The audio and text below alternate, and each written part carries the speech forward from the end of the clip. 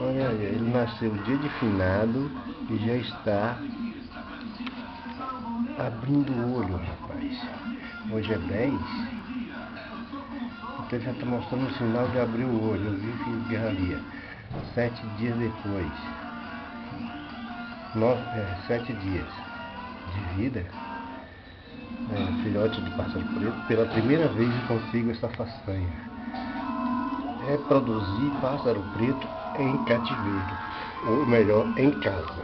Porque aqui é na liberdade total. Olha a reprodução, outro ninho já preparado para a segunda postura. Eles estão cruzando, acabei de libertar os pais, saíram. A mãe foi fazer ninho, com certeza. Vou dar em busca ali, fora da mãe.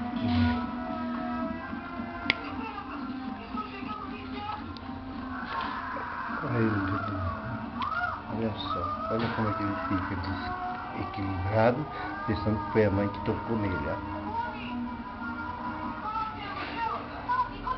Eu queria que ele abrisse o cantinho do olho para você ver o finalzinho. Você está rasgando o olho para poder sair. Eu fico feliz.